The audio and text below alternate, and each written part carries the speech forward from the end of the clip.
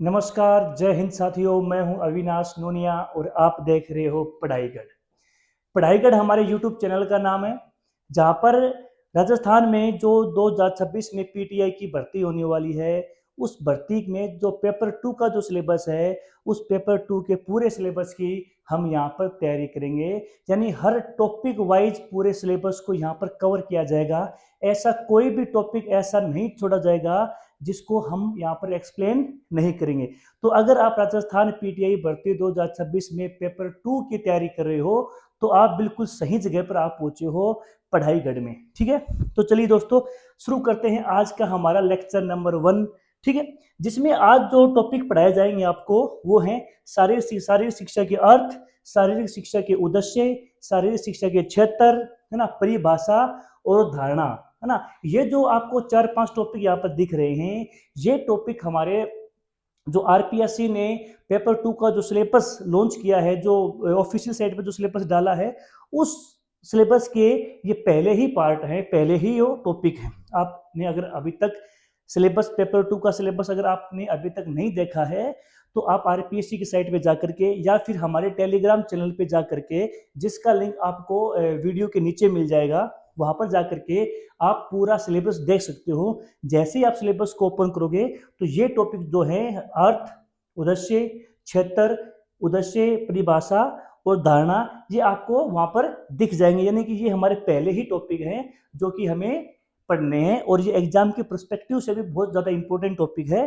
तो चलिए शुरू करते हैं हमारे आज का लेक्चर नंबर 1। ठीक है, तो चलिए। शारीरिक शिक्षा, फिजिकल एजुकेशन का अर्थ क्या है ना। शारीरिक जो शिक्षा है, फिजिकल जो एजुकेशन है, उसका अर्थ क्या है, उसका मीनिंग क्या है ना। तो शारीरिक शिक्षा का मतलब है, यानी जो शारीरिक शिक्षा है उससे मतलब ये है कि शरीर को मजबूत, स्वस्थ और फिट बनाने के लिए खेलकूद और खेलकूद और व्यायाम की पढ़ाई। यानी कि जो हमारा शरीर है ना, हमारी जो बॉडी है, उसको मजबूत बनाना। यानी कि मजबूत कैसे कि भाई वो गर्मी, सर्दी, बारिश, हर मौसम को हमारा शरीर झेल सके, हमारा शरीर जल्दी न थके, हमारे अंदर स्टेमिना को बिल्ड करना। स्वस्थ, हमारा जो शरीर है वो इतना स्वस्थ हो कि उस शरीर में जल्दी से कोई बीमारियां न लगे। अक्सर आपने देखा होगा कि कई लोगों का शरीर ऐसा होता है जो बहुत जल्दी बीमार पड़ जाता है, तो हमारा शरीर ऐसा नहीं हो। और फिट, हमारा शरीर इतना फिट हो कि हम कोई भी शारीरिक एक्टिविटी या कोई भी शारीरिक गतिविधि हम आराम से कर सके। हमारा शरीर इतना फिट बनाने के लिए खेल कूद और व्यायाम की पढ़ाई, यानी जो हमारा शरीर है, एक जो ह्यूमन बॉडी है, वो मजबूत, वो स्वस्थ और फिट बनाने के लिए खेल कूद और व्यायाम की पढ़ाई करना। यानी खेल कूद के माध्यम से शरीर को मजबूत, स्वस्थ और फिट बनाना, और व्यायाम की पढ़ाई से, व्यायाम के जो जो एक्सरसाइज होते हैं, उन एक्सरसाइजों का यूज करके शरीर को मजबूत, फिट और स्वस्थ बनाने का है, बनाने को ही कहते हैं शारीरिक शिक्षा का। ये क्या है, ये अर्थ है। यह व्यवस्थित कार्यक्रम होता है, यानी प्लान बनाकर खेल व्यायाम कराया जाता है। जो शरीर को जो फिट, स्वस्थ और मजबूत बनाने की जो प्रक्रिया है, जो शारीरिक शिक्षा के अंदर आती है, ये एक व्यवस्थित कार्यक्रम है। यानी इसमें हर चीज स्टेप बाय स्टेप चलती है ना। तो क्या, यानी प्लान बना करके हमें पहले पूरा प्लान तैयार करना पड़ता है कि भाई आज मैं कौन सी एक्सरसाइज करूंगा, आज मैं मेरे शरीर के कौन से पार्ट की एक्सरसाइज करूंगा। जैसे आप में से कई साथी जिम जाते हैं ना, तो जिम जाने से पहले हम ये तय करते हैं कि भाई आज मुझे शोल्डर की एक्सरसाइज करनी है, आज मुझे थाई की एक्सरसाइज करनी है ना, आज मुझे बाइसेप्स की एक्सरसाइज करनी है। तो यानी प्लान बना करके हमारे पास पहले पूरा एक प्लान तैयार होना चाहिए कि भाई आज मुझे ग्राउंड पे जाने के बाद में मुझे क्या काम करना है। आज मुझे रनिंग करनी है, या आज मुझे जंपिंग करनी है ना, या आज मुझे वेट लिफ्टिंग करनी है। मुझे आज कौन सा काम करना है, वो आज के जो पूरा जो प्लान है, जो वर्क का जो शेड्यूल है, वो पहले से ही तैयार होना चाहिए। ठीक है, इससे शारीरिक विकास होता है।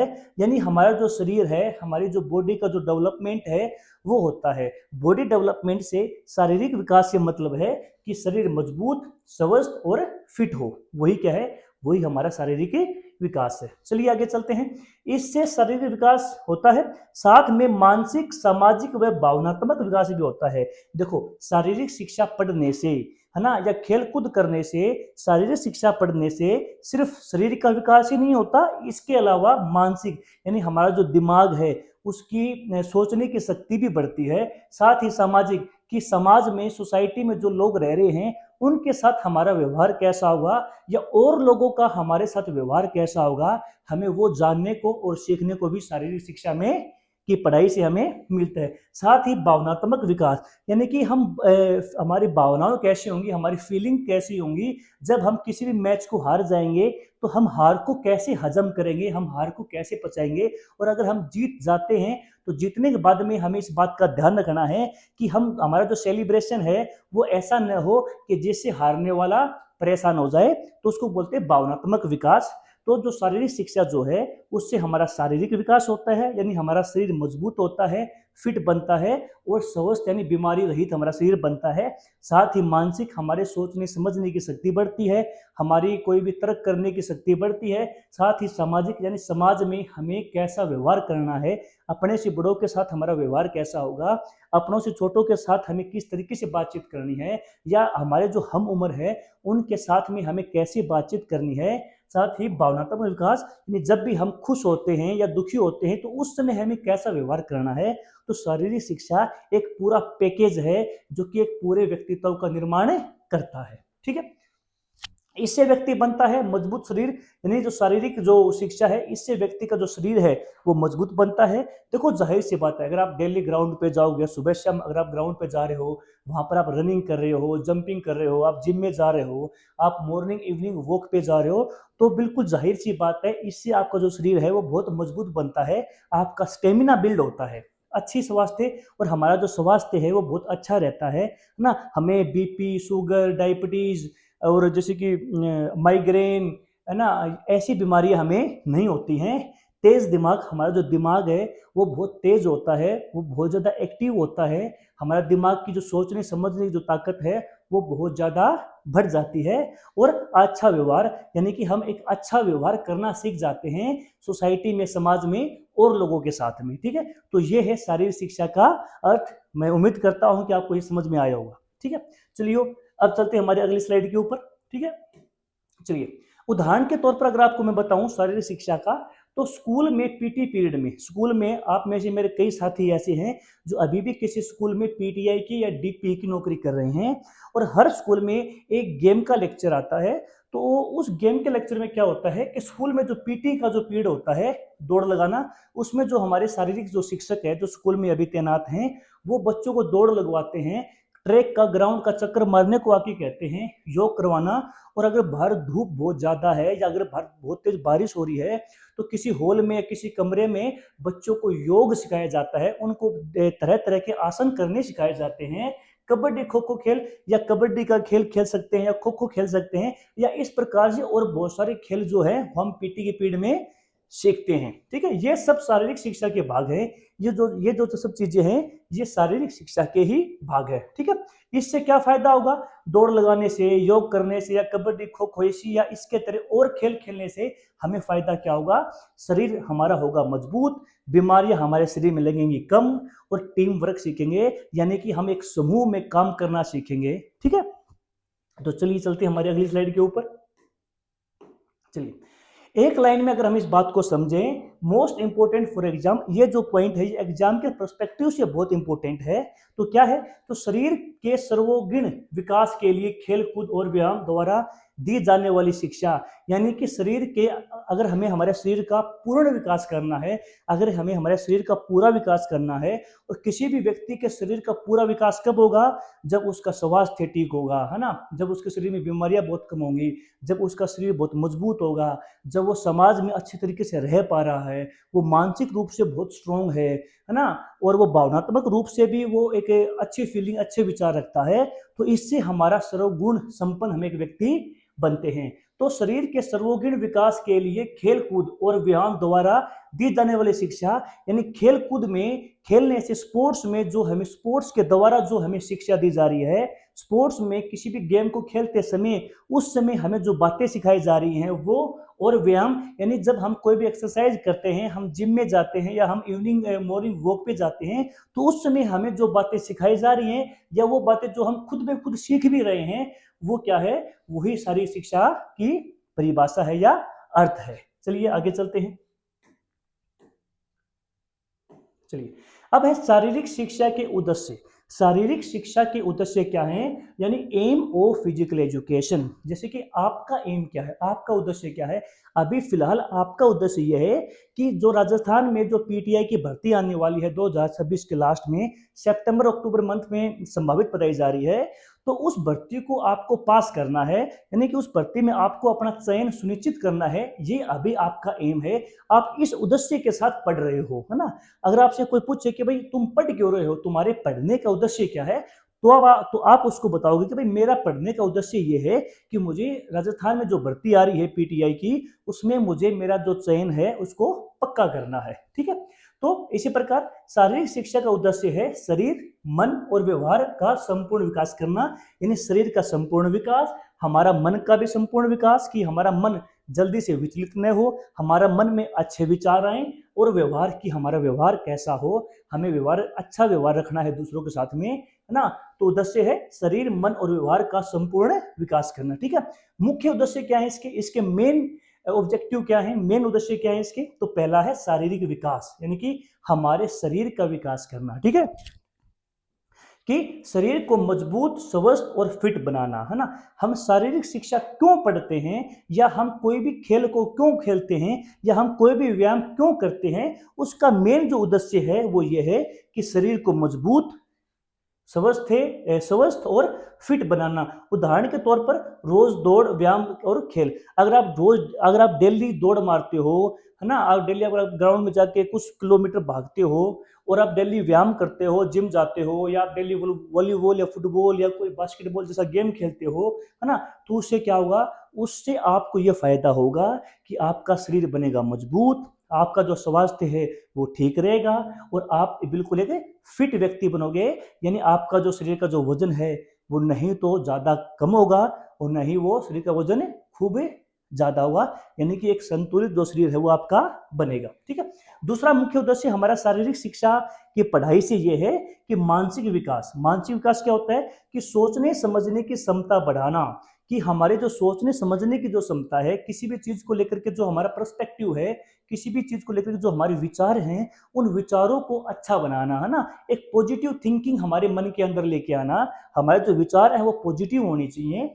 तो सोचने समझने की क्षमता बढ़ाना और ध्यान बढ़ाना, यानी कि हमारा फोकस बढ़ाना, जो काम हम कर रहे हैं उस काम को करते समय हमारा उस काम के ऊपर पूरा ध्यान, पूरा फोकस होना चाहिए। जैसे कि आप अभी जो पीटीआई भर्ती की तैयारी कर रहे हो, आपने अपनी पढ़ाई शुरू कर रखी है, तो पढ़ते समय आपका पूरा ध्यान पढ़ाई पे ही होना चाहिए, उस समय आपके दिमाग कहीं और नहीं होना चाहिए, है ना। तो यानी कि हमारा जो फोकस है किसी भी चीज को लेकर के, जब भी हम कोई भी काम करते हैं तो हमें उस काम में हमारा संपूर्ण, है ना, हमें हमें अपने आप को उस काम को पूरा करने में झोंक देना है।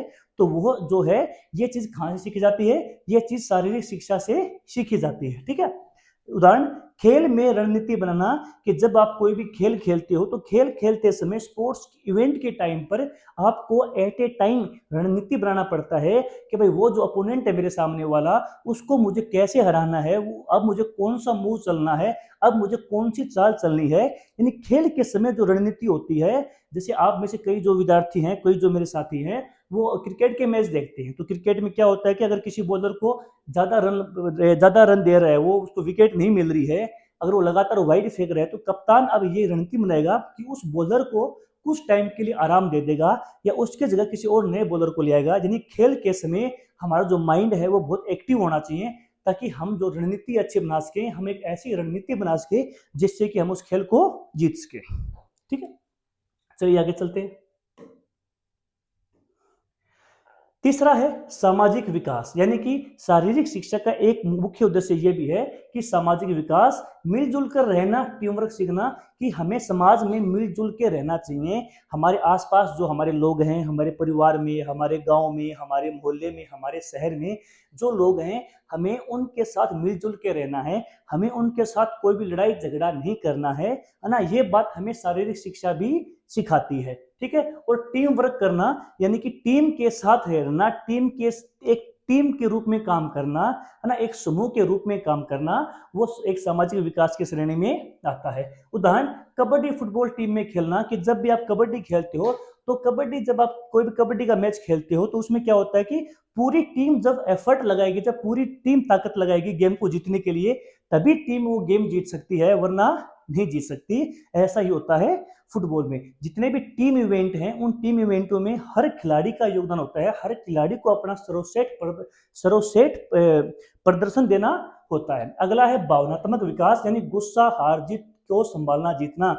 कि अगर आपको गुस्सा आ रहा है तो गुस्से जब भी आप बहुत हाइपर हो रहे हो, आपको गुस्सा आ रहा है, तो गुस्सा आने के समय आप उस गुस्से के ऊपर कैसे कंट्रोल करते हो, है ना। जो गुस्सा सबको आता है, कई इंसानों को गुस्सा जब आता है तो तुरंत शांत हो जाते हैं, है ना। ये क्यों? क्योंकि उसका भावनात्मक विकास बहुत अच्छा है, उसको पता है कि इस गुस्से के समय में मुझे कुछ नहीं बोलना। अगर मैं गुस्से के समय कुछ प्रतिक्रिया दूंगा, कुछ बोलूंगा, तो उससे मेरा या सामने वाले का बहुत बड़ा नुकसान हो सकता है। तो वो, और हार जीत की संभावना सीखना, कि भाई अगर हम मैच को हार भी जाएंगे तो हमें उस हार को पचाना है, हमें हार से सीखना है, ना कि हमें ये कहना है कि भाई गेम में चीटिंग हुई है ना। हमें ऐसा कुछ नहीं बोलना, हमें हार को स्वीकार करना आना चाहिए। और जीत के समय हमें इस बात का ध्यान रखना है कि हमारा जो सेलिब्रेशन है ना, वो ऐसा नहीं होना चाहिए कि जिससे कि हारने वाले जो खिलाड़ी हैं उनको मानसिक ठेस पहुंचे, या वो हमसे, हमारे सेलिब्रेशन से परेशान हो जाए। तो हमें इस बात का ध्यान रखना है।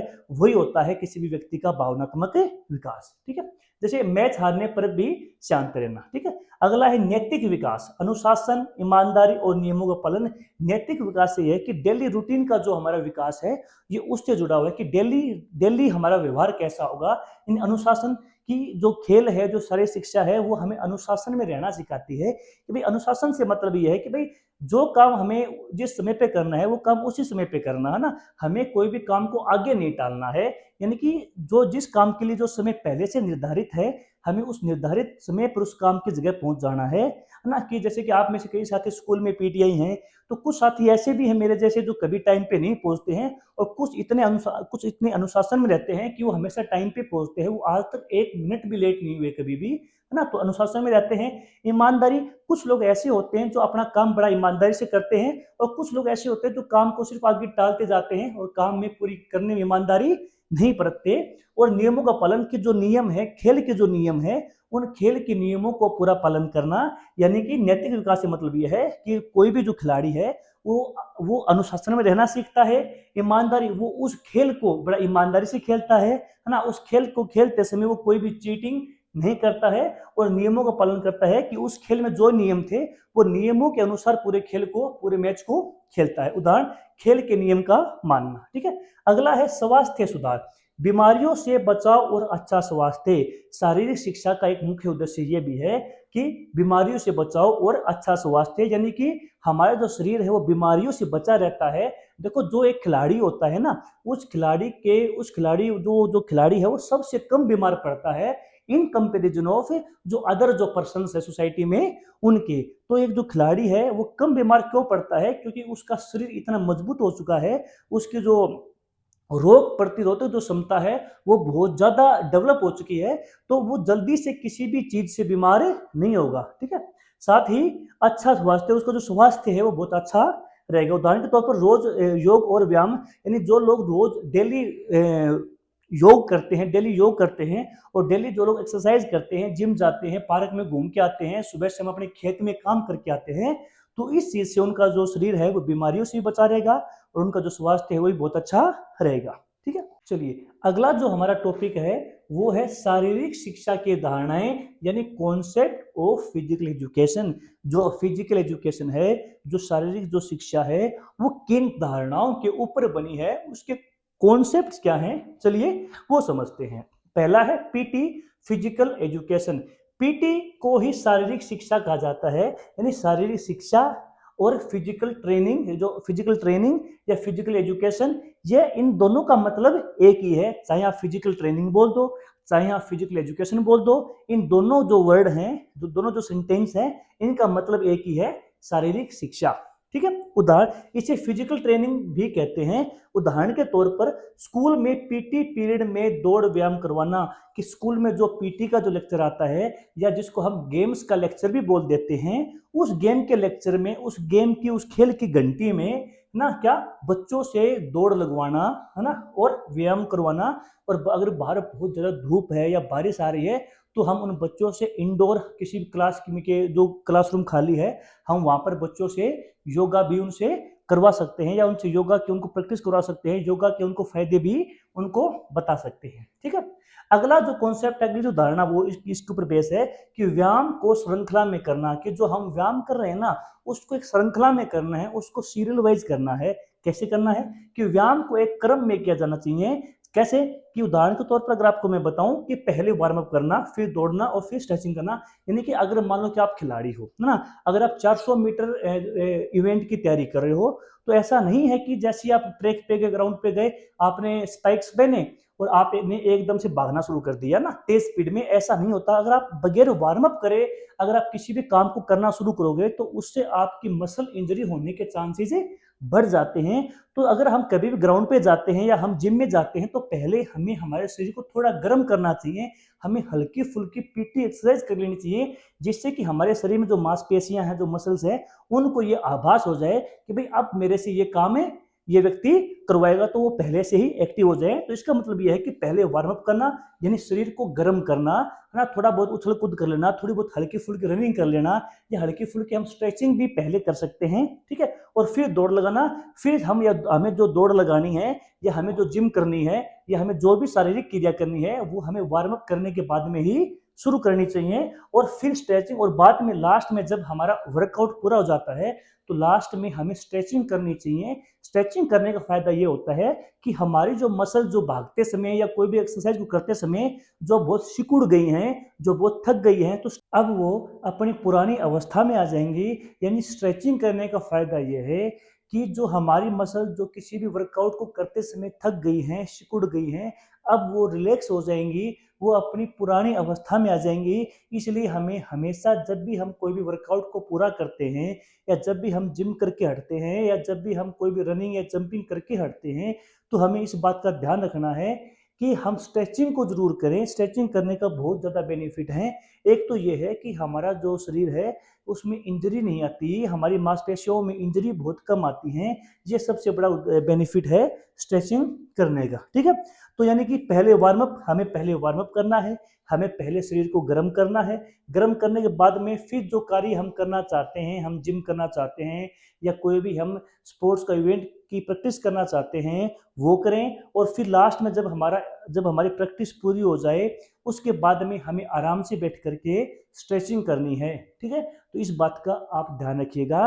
और जब आप पीटीआई बन जाओ तो बनने के बाद में आपके पास जो खिलाड़ी अभ्यास के लिए आएंगे आप उनको इसी प्रोसेस के तहत उनका आगे बढ़ाइएगा। ठीक है। बाकी आप सभी लोग समझदार हैं।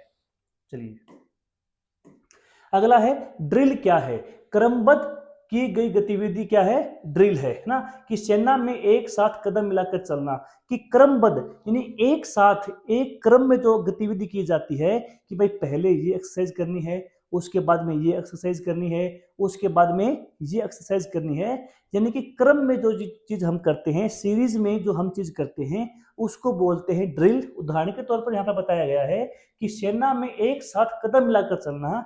जो सैनिक जो होते हैं जब वो ड्रिल करते हैं तो उनके जो कदम होते हैं वो एक साथ उठते हैं और एक साथ उनके कदम जमीन में लैंड करते हैं। यानी उनके हाथ और पैरों का जो तालमेल है वो सभी का एक समान होता है, उसको ड्रिल कहते हैं। ठीक है। मास ड्रिल क्या होती है? जब बहुत सारे लोग मिलकर कोई काम करते हैं और उस काम को करते समय उनके हाथ और पैर एक साथ चलते उठते हैं, उसको बोलते हैं मास ड्रिल। यानी कि स्कूल की असेंबली में सभी बच्चों को एक साथ पीटी करवाना। जब सर्दियों में स्कूल में असेंबली बाहर धूप में होती है तो उस समय क्या होता है कि जो हमारे पीटीआई जो साहब हैं वो बच्चों को एक्सरसाइज करवाते हैं, उनको पीटी करवाते हैं। तो उस पीटी में क्या होता है कि सभी बच्चों की जो हाथ और जो पैर हैं उनके जो मूवमेंट है वो सबकी सेम रहती है, उसको कहा गया है मास ड्रिल। चलिए, अगला है फिजिकल कल्चर। फिजिकल कल्चर क्या होता है? इसमें बाहरी व्यायाम और बॉडी बनाने पर ध्यान दिया जाता है।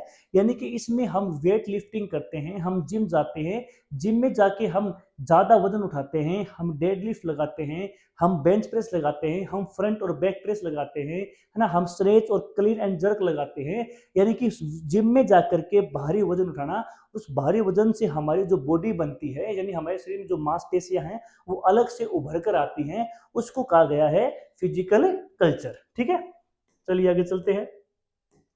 अगला है जिम्नास्टिक, उपकरणों के साथ किया जाने वाला व्यायाम, जैसे कि रस्सी चढ़ना, है ना। आप में से जो पहलवान रहे हैं, जो रेसलर रहे हैं, वो क्या करते हैं कि वो एक पेड़ के ऊपर एक रस्सा बांध देते हैं और फिर उस रस्से के सहारे वो ऊपर तक जाते हैं और आते हैं। वो क्या है, वो एक जिम्नास्टिक की एक्टिविटी है, जिससे हमारे शोल्डर और हमारा जो कोर है, वो जो पेट का जो हिस्सा है, वो बहुत ज्यादा स्ट्रोंग बनता है। रिंग रिंग की सहायता से, गोल गोल रिंग होती है, उस रिंग की सहायता से करतब दिखाना।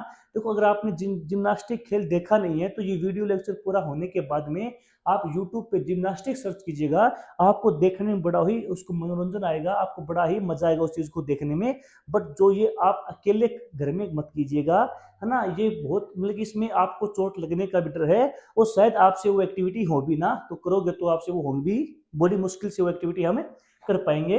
बैलेंस बीम, बैलेंस बीम क्या होता है, आप में से जिन साथियों ने आर्मी की तैयारी की है, जो आर्मी में जब वो फिजिकल दे के आते हैं तो एक बहुत बड़ा लकड़ी का पट्टा होता है, छोटा सा इतना सारा, उसके ऊपर हमें चलना होता है। उससे हमारा शरीर का ये ज्ञात होता है कि हमारे शरीर में बैलेंस कितना है ना। और आप में से कई साथी रेलवे की ट्रैक यानी पटड़ियों के ऊपर चलने की आपने कभी कोशिश भी की होगी, कि जो रेलवे की जो पटड़ी है उसके ऊपर हम चलते हैं, उससे ये पता चलता है कि हमारे शरीर का बैलेंस कितना है। ठीक है, तो ये सारे जिम्नास्टिक के उदाहरण है। अगला है, अगर हम याद रखने की बात यह है कि ये शारीरिक शिक्षा का एक भाग है, पूरी शिक्षा नहीं है। यानी जो ये सब चीजें हैं, ये सिर्फ शारीरिक शिक्षा का एक भाग है, ये पूरी शारीरिक शिक्षा नहीं है। इसके अलावा शारीरिक शिक्षा का जो दायरा है वो इससे कहीं ज्यादा बड़ा है। ठीक है, तो अगर हम एक लाइन में इस बात को समझे, एग्जाम के पॉइंट ऑफ व्यू से जो याद करने की जो बात है वो ये है कि शारीरिक शिक्षा में पीटी, ड्रिल, मास ड्रिल, फिजिकल कल्चर और जिम्नास्टिक्स जैसी गतिविधियां शामिल होती हैं। तो यहाँ से एमसीक्यू प्रश्न भी बन सकता है कि इनमें से कौन सी वो गतिविधि है जो शारीरिक शिक्षा की गतिविधियों में शामिल हो सकती है। तो वहां पर आपको ऐसे ऑप्शन दिखाई देंगे, कुछ ऑप्शन तो इनमें से होंगे, कुछ ऑप्शन इनके बाहर से होंगे। ठीक है, तो इनमें से जो ऑप्शन आपको दिखाई दे, आपको वो गोला भर के आना है। चलिए आगे चलते हैं। चलिए, अगला जो हमारा टॉपिक है वो है शारीरिक शिक्षा की परिभाषा, डेफिनेशन ऑफ फिजिकल कल्चर। जो कि साइंटिस्ट रहे हैं, जो वैज्ञानिक रहे हैं, है ना, उन लोगों ने शारीरिक शिक्षा की परिभाषा दी है, उन्होंने शारीरिक शिक्षा का अर्थ अपने शब्दों में बताया है। तो चलिए उसके ऊपर भी एक नजर मार लेते हैं, एग्जाम के पॉइंट ऑफ व्यू से ये बहुत ज्यादा इंपॉर्टेंट है। चलिए, ए आर वेमन क्या कहते हैं, शारीरिक शिक्षा शिक्षा का वह भाग है जो शारीरिक गतिविधियों से व्यक्ति को विकास करती है। यानी कि शिक्षा का वह भाग जिससे हमारे शरीर में क्या होता है, गतिविधियों के माध्यम से, शारीरिक शिक्षा वह भाग है, यानी वह शिक्षा जिसमें शारीरिक गतिविधियों के माध्यम से हमें कुछ ज्ञान प्राप्त होता है, उसको ए आर वेमन ने कहा है। ठीक है, आसान भाषा में अगर हम समझे, खेल कूद और व्यायाम के जरिए शरीर और कौशल का विकास, यानी खेल कूद से और जो व्यायाम, हम जो स्पोर्ट्स जो हम गेम करते हैं, जो हम स्पोर्ट्स का जो इवेंट खेलते हैं और जो हम व्यायाम करते हैं, उस चीज से जो हमें ज्ञान प्राप्त होता है उसी को कहा गया है क्या, शारीरिक शिक्षा की परिभाषा। किसने, ए आर वेमन ने। ठीक है, उदाहरण के तौर पर दौड़ कूद खेल खेलने से शरीर के मजबूत बनता है, यानी दौड़ से, कूदने से, लॉन्ग जंप, हाई जंप से और कोई भी स्पोर्ट्स इवेंट खेलने से हमारा शरीर जो है वो मजबूत बनता है। चलिए आगे चलते हैं। अगली जो स्लाइड है वो ये कहती है कि जेपी थॉमस के अनुसार शारीरिक शिक्षा की क्या परिभाषा है। तो थॉमस साहब ये कहते हैं कि शारीरिक शिक्षा से पूरे व्यक्तित्व का विकास होता है। यानी जो शारीरिक जो शिक्षा है उससे एक व्यक्ति के पूरे व्यक्तित्व का, यानी पूरी पर्सनैलिटी का डेवलपमेंट होता है, हमारी कंप्लीट व्यक्तित्व बनता है, कंप्लीट पर्सनैलिटी बनती है। उसमें क्या क्या चीज है, उसमें मन, यानी कि हमारा मन के ऊपर हमारा कंट्रोल होता है, हमारा शरीर मजबूत होता है, हमारा शरीर में बीमारियां नहीं होती हैं, शरीर स्वस्थ होता है, शरीर संतुलित होता है, और आत्मा सबका, और आत्मा यानी हमारी जो आत्मा है वो आत्मा का भी विकास होता है। ठीक है, आसान अगर शब्दों में अगर इस बात को हम समझें तो खेल कूद से इंसान हर तरफ से बेहतर बनता है। यानी जो लोग खेलते कूदते हैं, जो लोग स्पोर्ट्स करते हैं, वो हर तरह से बेहतर होते हैं। वो समाज के साथ तालमेल भी अच्छा बिठाते हैं, वो मानसिक रूप से भी बहुत स्ट्रांग होते हैं, वो भावनात्मक रूप से भी मजबूत होते हैं। ठीक है, यानी जो खेल कूद है वो एक किसी भी व्यक्ति की पर्सनैलिटी का कंप्लीट पैकेज है। तो इसलिए हमें हमेशा, चाहे आप पढ़ने वाले व्यक्ति हो, चाहे आप आईआईटीएन हो, चाहे आप कोई भी हो, हमें जीवन में कोई ना कोई स्पोर्ट्स तो हमें हमेशा खेलता रहना चाहिए ना। बहुत जरूरी, खेल जीवन में बहुत जरूरी है। ठीक है, किसी के दिलों के साथ नहीं खेलना, ग्राउंड में खेल लेना। उदाहरण के तौर पर फुटबॉल खेलने से शरीर फिट रहता है, फुटबॉल खेलने से शरीर फिट रहता है। फुटबॉल ही नहीं, कोई भी अगर आप गेम खेल रहे हो तो उससे हमारा शरीर हमेशा फिट रहता है, दिमाग तेज होता है। किसी भी खेल को खेलते समय हमारा दिमाग बहुत जल्दी फैसले करता है, हमारे जो सोचने समझने जो ताकत है वो एकदम से बढ़ जाती है। हमारा दिमाग जो बहुत जल्दी फैसले करना वहां पर सीख जाता है, और टीम वर्क सीखते हैं, यानी हम एक टीम में, एक समूह में खेलना सीखते हैं। ठीक है, जिससे कि एकता की भावना, यूनिटी की जो एक फीलिंग है वो डेवलप होती है। ठीक है, चलिए आगे चलते हैं। केंद्रीय सलाहकार बोर्ड, सेंट्रल एडवाइजरी बोर्ड के अनुसार शारीरिक शिक्षा की क्या परिभाषा है? तो शारीरिक शिक्षा भी शिक्षा का ही हिस्सा है। यानी जो शारीरिक जो शिक्षा है, जो फिजिकल जो एजुकेशन है, वो भी एक एजुकेशन का ही पार्ट है। जैसे बायोलॉजी है, मैथ है, केमिस्ट्री है, हिंदी है, इंग्लिश है, गणित है, उसी तरह फिजिकल जो एजुकेशन है वो भी एक शिक्षा का भाग है, वो भी हमें पढ़नी चाहिए। ठीक है, यह बच्चे के संपूर्ण विकास के लिए जरूरी है। कोई भी बच्चा हो या बूढ़ा हो, जवान हो, है ना, उसके संपूर्ण विकास के लिए बहुत जरूरी है। और संपूर्ण विकास क्या होता है? सामाजिक विकास, शारीरिक विकास, मानसिक विकास और भावनात्मक विकास। जिस व्यक्ति का सारा है वो उस व्यक्ति का संपूर्ण विकास हो रखा है। ठीक है, अगर हम इस बात को आसान भाषा में समझे तो शारीरिक शिक्षा पूरी शिक्षा का जरूरी भाग है। उदाहरण के तौर पर स्कूल में पढ़ाई के साथ पीटी पीरियड भी जरूरी है। स्कूल में हमें पढ़ाई के साथ में हमें बच्चों को पीटी पीरियड यानी बच्चों को खेल कूद भी सिखाना चाहिए, है ना। तो देखो, आप कितना ही पढ़ो, अगर आपको दिन में 2 से 3 घंटे, 24 घंटे में से 2 घंटे तो कम से कम आपको अपने शरीर के लिए निकालना चाहिए, है ना। बहुत जरूरी है, अगर आपका शरीर स्वस्थ रहेगा तभी तो आप पढ़ पाओगे ना। तो कई बच्चे क्या गलती करते हैं, वो हमेशा पढ़ते रहते हैं, वो अपने शरीर के स्वास्थ्य के ऊपर ध्यान नहीं देते, जिससे कि उनकी पढ़ाई बहुत ज्यादा डिस्टर्ब रहती है, वो बार बार बीमार हो जाते हैं। तो आप चाहे कितने ही बड़े लेवल की तैयारी कर रहे हो, चाहे आप यूपीएससी की तैयारी कर रहे हो, चाहे आप आईआईटी, नीट, जेईई आप कुछ भी कर रहे हो, या आपके जो साथी हैं, आपके बेटे हैं, आपके भाई बहन हैं, वो जो भी तैयारी कर रहे हैं, आप उनको ये सलाह जरूर जरूर दीजिएगा कि कम से कम 2 घंटे आप अपने शरीर के लिए निकालिएगा। अगर आप अपने शरीर के लिए निकालोगे तो उससे आपका दिमाग भी तेज होगा। क्यों? क्योंकि शारीरिक शिक्षा से, खेल कूद से एक व्यक्ति का संपूर्ण विकास होता है, और उसके अंदर मानसिक विकास भी उसके अंदर इंक्लूड है, जो कि बच्चे की पढ़ाई में उसकी हेल्प करेगा। ठीक है, एक लाइन में अगर हम इस बात को समझें तो शारीरिक गतिविधियों के माध्यम से व्यक्ति के संपूर्ण विकास का शारीरिक शिक्षा ही कहते हैं। ठीक है, चलिए आप समझ गए होंगे। चलिए अगली जो स्लाइड है वो है कि शारीरिक शिक्षा के उद्देश्य, कि शारीरिक शिक्षा के उद्देश्य क्या है, हमें शारीरिक शिक्षा क्यों पढ़नी चाहिए। जैसे कि आपका उद्देश्य क्या है अभी, आपका उद्देश्य यह है कि भाई आपसे आगे दो, अगर आपसे आगे कोई ये पूछे कि भाई तुम पढ़ क्यों रहे हो, तुम्हारे पढ़ाई करने का उद्देश्य बताओ क्या है, तुम्हारा एम क्या है, तो तुम ये बताओगे कि भाई अभी इस साल के लास्ट तक हमारे राजस्थान में पीटीआई की भर्ती की परीक्षा होगी, तो मैं उस परीक्षा को पास करने की तैयारी कर रहा हूं, ये मेरा पढ़ने का उद्देश्य है। तो इसी प्रकार शारीरिक शिक्षा का उद्देश्य क्या है। ठीक है, तो इसके मुख्य 4 उद्देश्य हैं। कौन कौन से हैं? पहला है शारीरिक विकास, यानी कि शरीर को मजबूत और फिट बनाना। पहला जो उद्देश्य है, यानी शारीरिक शिक्षा पढ़ने का हमारा पहला वो उद्देश्य है कि जब हम शारीरिक शिक्षा को पढ़ते हैं तो हमें कुछ ऐसी बातें पढ़ने को और हमें कुछ ऐसी बातें सीखने को मिलती है जिससे कि हमारा शरीर मजबूत और फिट बनता है। यानी शारीरिक शिक्षा के दौरान हमें खेलना कूदना सिखाया जाता है। उस खेल कूद से, उस व्यायाम करने से हमारा शरीर मजबूत और फिट बनता है। उदाहरण के तौर पर दौड़, व्यायाम और खेल। ठीक है, अगला है मानसिक विकास, यानी कि सोचने समझने और निर्णय लेने की क्षमता बढ़ती है। यानी कि शारीरिक शिक्षा का पढ़ने का जो उद्देश्य है ये भी है, उसका एक फायदा ये भी है कि आपके जो सोचने समझने और निर्णय लेने की जो क्षमता है ना वो बढ़ती है। यानी कि आप कोई भी अगर फैसला करोगे तो आपका जो फैसला होगा वो बेटर होगा, वो फैसला अच्छा होगा। आप कभी भी भावनाओं में बह के कोई फैसला नहीं करोगे। आप जो फैसला कर रहे हो, आपने उस फैसले से क्या फायदा हुआ, क्या नुकसान होगा, आपने वो तैयारी पहले से ही कर रखी होगी। तो यानी आपकी सोचने की, आपके जो विचार है वो अच्छे रहेंगे, है ना। और आप बहुत जल्दी सोच पाओगे, आप बहुत जल्दी निर्णय ले सकोगे, है ना। क्विक डिसीजन जिसको बोलते हैं, जो कि खिलाड़ी के लिए बहुत जरूरी होता है। मेनली उस खिलाड़ी के लिए जो कि एक टीम का कैप्टन है, टीम का कप्तान है, या जो इंडिविजुअल जो गेम खेल रहे हैं उनको भी बहुत जल्दी अपने दिमाग से फैसले लेने पड़ते हैं गेम को चेंज करने के लिए। ठीक है। उदाहरण के तौर पर खेल में रणनीति बनाना, कि खेल के समय में जो हमें रणनीति बनानी पड़ती है कि भाई देखो, आप में से कुछ साथियों को ध्यान हो तो जब आईसीसी 50-50 वर्ल्ड कप चल रहा था ना, तो उसमें अफगानिस्तान का और शायद न्यूजीलैंड का मैच हो रहा था। तो उसमें न्यूजीलैंड मैच को जीत ही रहा था, है ना। तो उसमें क्या था कि बाहर से जो उनके कोच थे, उनका शायद नाम था, अब एलिस्टर कुक था या कुछ ऐसा नहीं, ऐसा कुछ इंग्लैंड का उनका कोच था। तो उसने खिलाड़ियों को एक एक उन्होंने खिलाड़ी को एक मैसेज भेजा कि तुम गेम को स्लो डाउन कर दो।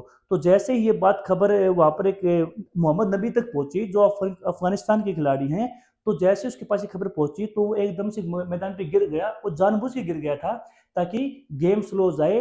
और जब वो गिरा तो फिजियो आएगा, फिजियो आके उसका उसकी शरीर की जांच करेगा, उससे 5-7 मिनट गेम रुक जाएगा, जिससे गेम का जो मोमेंटम जो न्यूजीलैंड की तरफ जा रहा था, अब वो शिफ्ट होकर के वो रुक गया है। तो हमें जो कैप्टन जो होता है उसको बहुत जल्दी फैसले लेने होते हैं गेम के समय में, जो कि शारीरिक शिक्षा के जो क्षेत्र का जो व्यक्ति है वो बहुत जल्दी करता भी है। चलिए आगे चलते हैं। सामाजिक विकास, है ना। तो शारीरिक शिक्षा का पढ़ने का एक उद्देश्य ये है, शारीरिक शिक्षा का एक ऑब्जेक्टिव ये भी है कि मिलजुल कर रहना और टीम वर्क सीखना। कि भाई शारीरिक शिक्षा का फायदा ये है कि हम समाज में मिलजुल कर रहना सीखते हैं, हम लड़ाई झगड़े कम करते हैं, हमारा जो व्यवहार है वो लोगों के साथ मिलनसार व्यवहार होता है। और साथ में टीम वर्क सीखना, कि जब हम टीम में रह के जब हम खेलते हैं तो उससे हमारे बीच में यूनिटी यानी एकता का भाव पैदा होता है, जो किसी भी देश के लिए, लोकतंत्र के लिए बहुत ज्यादा जरूरी है कि उस देश के लोग हमेशा एक रहें, वो सभी अपने आप को एक ग्रुप का मेंबर समझे, ना कि वो उस ग्रुप के बाहर का समझे। चलिए उदाहरण के तौर पर फुटबॉल टीम में खेलना। अगला है संवेगात्मक यानी भावनात्मक विकास, भावनाओं को नियंत्रित करना। उदाहरण के तौर पर हार जीत को स्वीकार करना, यानी कि आपकी जो भावना है उन भावनाओं पर आपका कंट्रोल होना। कि अगर आप हार गए हो तो आपको उस हार को पचाना है, उस हार को आपको डाइजेस्ट करना है। यह नहीं है कि आप हार गए तो आप ये कहने लग गए कि भाई गेम में चीटिंग हुई है ना, इसकी वजह से सामने वाली टीम जीत गई, है ना, गेम अनफेयर तरीके से हुआ है। ये बात नहीं कहनी है। अगर हम हार गए हैं तो हमें हमारी हार को स्वीकार करना है, हमें हमारे हार के कारणों को पता लगाना है ना। और अगर हम मैच को जीत गए हैं तो जो हमारा सेलिब्रेशन है वो इस प्रकार करने हो कि जिससे कि हारने वाली टीम का उनको नुकसान हो जाए या वो तंग हो जाए आपसे। तो ये उसको कहते हैं भावनात्मक विकास, यानी हार जीत को स्वीकार करना। अगर आप जीत गए हो तो भी आपको संयम बरतना है, आपको कोई ऐसी उत्तेजित कमेंट नहीं करने हैं जिससे सामने वाली जो टीम हार गई है वो आपसे ऑफेंड या आपसे तंग हो जाए। और अगर आप हार गए हो तो आपको हार को भी स्वीकार करना आना चाहिए। ये सभी जो विकास है खेलने से, जब हम कोई भी खिलाड़ी होता है, भली बात है उन खिलाड़ियों को ये बात पता है। चलिए आगे चलते हैं। डेडले एंड सार्जेंट के अनुसार, डूडले और सार्जेंट ने शारीरिक शिक्षा के बारे में क्या बताया है। तो स्वास्थ्यकर न कि शरीर को स्वस्थ बनाना। डूडले और सार्जेंट के अनुसार शारीरिक शिक्षा का उद्देश्य क्या है, शारीरिक शिक्षा की परिभाषा क्या है, शारीरिक शिक्षा का महत्व क्या है। तो स्वास्थ्यकर, शरीर को स्वस्थ बनाना, यानी शारीरिक शिक्षा से क्या होता है, हमारा जो शरीर है वो क्या होता है, स्वस्थ रहता है, यानी कि बीमारियों से हमारा शरीर बचता है। और उदाहरण के तौर पर रोज योग, अगर आप डेली योग करोगे तो उससे आपका शरीर क्या होगा, स्वस्थ होगा, आपके शरीर के अंदर बीमारियां कम से कम एंटर करेंगी। अगला है शिक्षाप्रद, यानी कुछ सीखना। क्या शारीरिक शिक्षा से जब भी आप खेलते कूदते हो, जब भी आप ग्राउंड में जाते हो, तो वहां पर भी आपको बहुत सारी बातें सीखने को मिलती हैं जो कि आपकी डेली लाइफ में काम आती हैं। उदाहरण के तौर पर खेल के नियम सीखना, कि हर खेल के अपने नियम होते हैं। अगर आप उस खेल के नियमों को सीख जाओगे तो आपको उस खेल को खेलने में बहुत ज़्यादा आसानी हो जाएगी। ठीक है, अगला है मनोरंजन की मजा और खुशी देना, है ना। उदाहरण के तौर पर खेल खेल कर आनंद लेना, कि कई बार क्या होता है कि हम मनोरंजन के लिए, हम रिक्रिएशन के लिए भी खेल खेलते हैं, कि अगर हम बहुत लगातार बहुत टाइम से कोई काम कर रहे हैं, है ना, तो हम थोड़ी देर अपने माइंड को रिलैक्स करने के लिए हम ग्राउंड पर जाके खेल के आते हैं, जिससे हमारा माइंड रिलैक्स हो जाता है। ठीक है, अगला है निंदात्मक कमजोरी पहचानना, कि शारीरिक शिक्षा का महत्व ये भी है कि हमारे अंदर जो कमजोरियां हैं, हमें हमारी कमजोरियों के बारे में पता लगता है कि हम किस फील्ड के अंदर कमजोर हैं। उदाहरण के तौर पर फिटनेस टेस्ट से कमी पता लगना, कि जब भी आप कोई भी खेल खेलते हो, जब भी आप कोई भी स्पोर्ट्स इवेंट में पार्टिसिपेट करते हो, तो उस समय आपको ये पता लगता है कि आप कितने फिट हो और आपको अभी और कितना फिट होने की जरूरत है। ठीक है, तो चलिए आगे चलते हैं। चार्ल्स ए बूचर के अनुसार शारीरिक विकास यानी शरीर का विकास, गामक विकास यानी शरीर की गतिविधियों में सुधार, की हमारे शरीर की जो गतिविधियां हैं, हमारे चलने का स्टाइल, हमारे बैठने का स्टाइल, हमारे भागने का स्टाइल, है ना, उसमें सुधार होता है।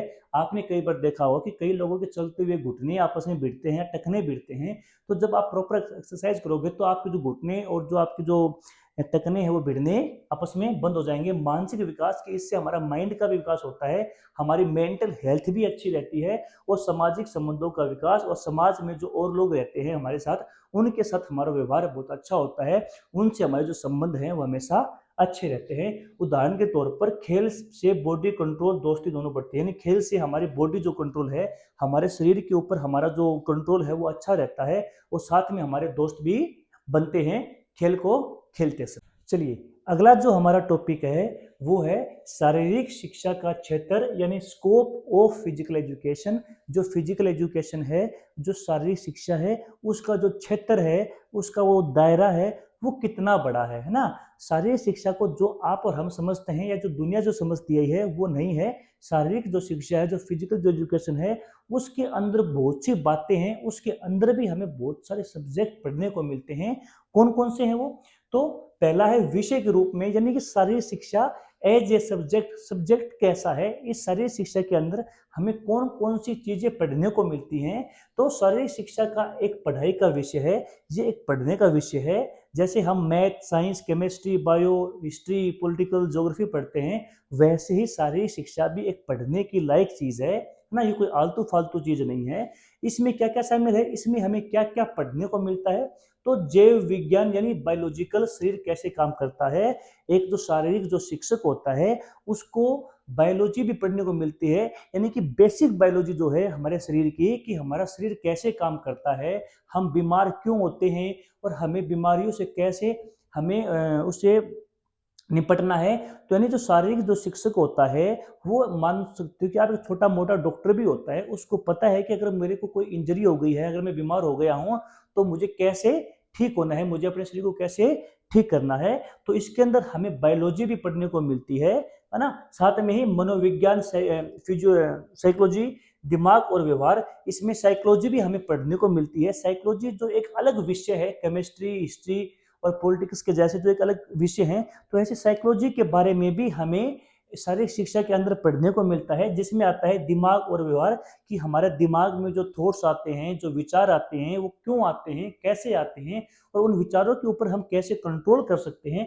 और व्यवहार, हमारा जो आज जो व्यवहार है, वो ऐसा हमारा व्यवहार क्यों है ना। अगर हम गुस्सेल हैं तो हम गुस्सेल क्यों हैं, अगर हम शांत हैं तो हम बहुत शांत क्यों हैं, हमारा जो व्यवहार है वो ऐसा क्यों है ना, और कैसे हम अपने व्यवहार को बदल सकते हैं। ये सारी बातें हमें शारीरिक शिक्षा के अंदर पढ़ते हैं। दार्शनिक, फिलोसफी, सोच और सिद्धांत, की हमारी सोच कैसी है, हमारे विचार कैसे हैं, हमारे मन के अंदर जो विचार आ रहे हैं, उन विचारों की क्वालिटी क्या है, वो विचार क्यों आ रहे हैं, नेगेटिव और पॉजिटिव विचार क्या होते हैं, उनके बीच में हमें अंतर करना हम सीखते हैं। और सिद्धांत, की हमारी हमारी जिंदगी के प्रति क्या सिद्धांत होने चाहिए, हमें किन सिद्धांतों के साथ अपने जीवन को जीना है। ये सभी बातें हमें फिर है सामाजिक यानी सोशल, समाज में व्यवहार, की हमें सोशल, हमें सोशलॉजी जो एक अलग सब्जेक्ट है, हमें सोशलॉजी के कुछ अंश भी यहाँ हमें पढ़ने को मिलते हैं। यानी जो समाज है, जो सोसाइटी है, उस सोसाइटी के साथ में हमें कैसे रहना है, हमारा व्यवहार और लोगों के प्रति कैसा होना चाहिए, हमें ये चीज़ें भी इसके अंदर सीखने को मिलती हैं। उदाहरण के तौर पर खेलते समय शरीर, दिमाग, व्यवहार सब काम करते हैं। यानी जब हम खेलते हैं तो उस समय हमारा शरीर भी काम कर रहा होता है, हमारा दिमाग भी काम कर रहा होता है, और साथ में हमारा व्यवहार कि जो और जो खिलाड़ी हैं उनके प्रति हमारा व्यवहार कैसा है। तो ये क्या है, ये सारे शिक्षा का एक सब्जेक्ट के रूप में हमें ये चीजें पढ़ने को मिलती हैं। ठीक है, चलिए आगे चलते हैं। अगला है अध्ययन के रूप में, एज स्टडी, है ना। अध्ययन हम किन किन बातों को पढ़ते हैं, इसमें नई नई मेथड्स और एक्सपेरिमेंट्स सीखा जाता है। यानी कि नए नए मेथड की ट्रेनिंग के, नए नए मेथड, जो नई नई जो टेक्निक जो दुनिया में इजाद हो रही हैं, खिलाड़ियों को नई नई टेक्निकों से अवगत किया जाता है कि भाई आप अगर ये टेक्निक से आप इस गेम को खेलोगे तो आपकी जो जीतने की जो संभावना है वो बढ़ेगी। यानी नए फिटनेस ट्रेनिंग मेथड की, नए फिटनेस ट्रेनिंग मेथड क्या है, अलग अलग तरीके से आपको एक्सरसाइज करवाई जाएंगी जिससे कि आपका जो शरीर है वो और फिट हो जाएगा। और अगर आपका शरीर फिट होगा तो आपका जो गेम में के अंदर, जो खेल के अंदर आपको जो प्रदर्शन है वो बहुत ज़्यादा अच्छा या बढ़ जाएगा। और साइंटिफिक कोचिंग, और जो कोचिंग है खिलाड़ियों की, जो कोचिंग है वो एक साइंटिफिक तरीके से हो पाएगी ना, कि भाई आपके शरीर की मांसपेशियां कैसे काम करती हैं, है ना। हमें जो जेवलिन है वो हमें इस एंगल पे फेंकनी है, हमें शॉर्ट पुट डिस्कस को इस एंगल पे रिलीज करना है ना। हमें नहीं, हर एक चीज के बारे में साइंटिफिक तरीके से हमें सिखाया जाएगा जिससे कि हमारे गेम के अंदर हमारा जो प्रदर्शन है, हमारे जो परफॉर्मेंस है वो इंक्रीज होती है। चलिए आगे चलते हैं। ठीक है, अगला है क्रियाओं के रूप में, एज एक्टिविटीज। एक्टिविटीज हमें क्या क्या सीखने को मिलती हैं, तो इसमें सभी तरह की शारीरिक गतिविधियां आती हैं। यानी कि फिजिकल एजुकेशन के अंदर कौन कौन सी एक्टिविटियां हैं, कौन कौन सी शारीरिक गतिविधियां हैं जो हमें सीखने को मिलती है। तो गतिविधियों के कौन कौन से प्रकार है, पहला एथलेटिक, यानी एथलेटिक एक इवेंट है, इसके अंदर बहुत सारे गेम होते हैं।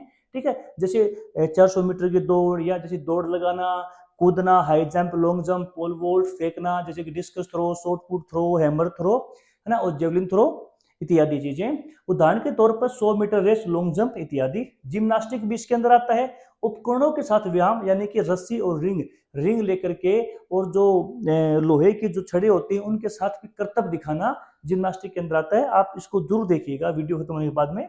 जल खेल, पानी में खेले जाने वाले खेल, वो खेल जो हम पानी में खेलते हैं, जैसे तैराकी, है ना, या फिर वाटर पोलो, या फिर नौका चलाना, नाव चलाना, वो इवेंट जो हम पानी में खेलते हैं। ठीक है, वो सारे, जैसे कि तैराकी हो गई, माइकल फिलिप्स को आप जानते होंगे, सर्च कीजिएगा, बहुत अच्छा खिलाड़ी है तैराकी का।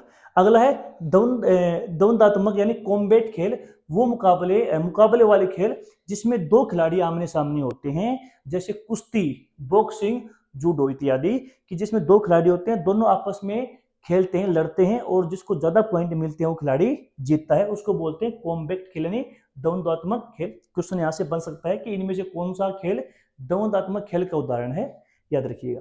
योग क्रियाएं, इसमें हमें योग भी सीखने को मिलता है शरीर और मन को शांत रखने के लिए, जैसे कि प्राणायाम और आसन। यानी हमारा जो शरीर है और जो हमारा मन जो बार बार विचलित होता है, हमारा जो फोकस है वो एक जगह पर नहीं रह पाता, उसको कंट्रोल करने के लिए, फोकस को बढ़ाने के लिए हमें योग की क्रियाएं भी इसके अंदर सिखाई जाती हैं। ठीक है, अगला है प्रदर्शन क्रियाएं, वो क्रियाएं जो हम दिखाते हैं, जो दुनिया को हम अपने कर्तव्य करके दिखाते हैं, जैसे कि ड्रिल और मार्चिंग। जो सेना जो हमारी ड्रिल करती है, या जो हमारी सेना, जो आर्मी है, जो पुलिस है, या जो एनसीसी के जो कैडेट्स हैं, वो जो ड्रिल करते हैं, जिसको देखने में हमें बड़ा ही आनंद आता है, वो चीज भी शारीरिक गतिविधियों का एक पार्ट है। चलिए आगे चलते हैं। ठीक है, अगला है व्यवसायिक क्षेत्र, यानी कैरियर स्कोप की। फिजिकल एजुकेशन में, शारीरिक शिक्षा में आपके पास कैरियर के क्या क्या ऑप्शंस हैं, आप जीवन में किन किन अचीवमेंट को छू सकते हो, यानी आपको इनकम के क्या क्या साधन आपके यहाँ से बन सकते हैं। तो जैसे कि पीटीआई, आप स्कूल में पीटीआई लग सकते हो, शारीरिक शिक्षक आप लग सकते हो, कोच, आप कोच बन सकते हो, एनआईएस करके आप कोच बन सकते हो, फिटनेस ट्रेनर, आप किसी जिम में फिटनेस ट्रेनर लग सकते हो। और आजकल तो बड़े बड़े शहरों में बहुत फिटनेस ट्रेनर का बहुत चलन है, वो वो बड़ी मोटी मोटी फीस लेते हैं लोगों से। स्पोर्ट्स ऑफिसर, आप स्पोर्ट्स ऑफिसर बन सकते हो, जैसे कि डीओसू जो होता है, या फिर आप किसी भी गेम में कमेंट्री कर सकते हो, आप कोई एक स्पोर्ट्स जर्नलिस्ट भी आप बन सकते हो। यानी कि शारीरिक शिक्षा जो खिलाड़ी होता है उसके पास बहुत सारे कैरियर बनाने के माध्यम होते हैं। ठीक है, एक लाइन में अगर हम इस बात को समझे तो शारीरिक शिक्षा का क्षेत्र विषय एक विषय के रूप में भी है, जिसमें हम जैव वैज्ञानिक, सामाजिक विज्ञान, है ना, सोशोलॉजी वगैरह वगैरह भी पढ़ के आते हैं, अध्ययन करते हैं, क्रियाएं होती हैं और रोजगार सभी इसमें शामिल होते हैं। यानी जो शारीरिक जो शिक्षा है वो एक कंप्लीट पैकेज है, इसमें हमें रोजगार के साधन भी मिलते हैं। ठीक है, साथ में हमारा शरीर भी फिट रहता है, हम मानसिक रूप से भी स्ट्रोंग रहते हैं, समाज में हमें कैसा व्यवहार करना है हमें वो भी पता चलता है, और हमारी भावनाओं के ऊपर भी कंट्रोल होता है। यानी कि एक फुल फ्लेज कंप्लीट पैकेज होता है शारीरिक शिक्षा की पढ़ाई करना। चलिए आगे चलते हैं। ठीक है, आगे है व्यक्तिगत और टीम खेल। अकेले या टीम में खेले जाने वाले खेल, वो खेल जो अकेले खेले जाते हैं, जैसे कि 100 मीटर की दौड़, 400 मीटर की दौड़, है ना, ये खेल अकेले खेले जाते हैं। उदाहरण पर व्यक्तिगत खेल जैसे बैडमिंटन हो गया, क्रिकेट या फुटबॉल हो गया। एक है मनोरंजनात्मक खेल, मजे के लिए खेल जाने वाले खेल, जैसे कैरम है और शतरंज है, वो खेल जिसमें कोई शारीरिक गतिविधि नहीं होती है, जो सिर्फ हम हमारे माइंड को रिफ्रेश करने के लिए खेलते हैं, जैसे कैरम हो गया या शतरंज हो गया, या और भी जो गेम हमारे जो जैसे कि जो ट्रेडिशनल जो गेम हमारे, जैसे कि गुल्ली डंडा हो गया, कंचे हो गए, ये क्या है, ये मनोरंजन, सारे मनोरंजन वाले खेल हैं। अगला है साहसिक खेल, रोमांच वाले खेल, जिसमें बहुत साहस चाहिए, जिसको करने में हमें बहुत ज्यादा हिम्मत की जरूरत होती है, जैसे ट्रैकिंग करना, यानी किसी पहाड़ के ऊपर चढ़ना, जिसको हम पर्वतारोहण भी बोलते हैं। अगला है परंपरागत खेल, पुराने भारतीय खेल, वो खेल जो हमारे पुराने लोग खेलते आए हैं, हमारे जो एंसिस्टर्स जो हैं, हमारे जो दादा परदादा, वो जो खेल खेलते आए हैं, वो खेल भी इसके अंदर शामिल हैं, जैसे कबड्डी और खो खो जो हैं, ये हमारे पारंपरिक खेल हैं। यहाँ से क्वेश्चन बन सकता है कि इनमें से कौन से वो खेल हैं जो पारंपरिक, जो परंपरागत भारत में खेले जाने वाले खेल हुए हैं। तो कबड्डी और खो खो वो दो ऐसे खेल हैं जो हमारे से पहले वाली पीढ़ी अभी इस खेल को खेलती आई हैं, यानी इन दोनों खेलों का जन्म भारत में ही हुआ था। चलिए आगे चलते हैं। चलिए दोस्तों, अगर आपको वीडियो कैसा लगा, अगर आपको ये वीडियो अच्छा लगा है तो वीडियो को लाइक कीजिएगा, है ना, और अगर आपको वीडियो बहुत अच्छा लगा तो सब्सक्राइब कीजिएगा, कमेंट कीजिएगा, और अपने साथियों के साथ इस वीडियो को शेयर कीजिएगा, ताकि हमारा हौसला बढ़े। मैं आपको फिर बता रहा हूँ, हम कंप्लीट एक वीडियो लेक्चर की सीरीज लेके आएंगे, उसके अंदर सारा सिलेबस आपको कवर किया जाएगा, साथ ही आपको एमसीक्यू की प्रैक्टिस भी करवाई जाएगी, और हम एक किताब भी लिख रहे हैं, बहुत जल्दी हम अपनी एक बुक को भी लॉन्च कर देंगे। उस बुक के माध्यम से आप अपनी तैयारी को और अच्छी कर सकते हो। साथ ही हम एक एमसीक्यू का एक प्रैक्टिस सेट भी तैयार कर रहे हैं, बहुत जल्दी ही वो बुक आपको मिल जाएंगी, है ना। तो बने रहिएगा हमारे इस चैनल के साथ में, जिसका नाम है पढ़ाई गढ़, और मैं हूं अविनाश नोनिया। तो दोस्तों नमस्कार, जय हिंद।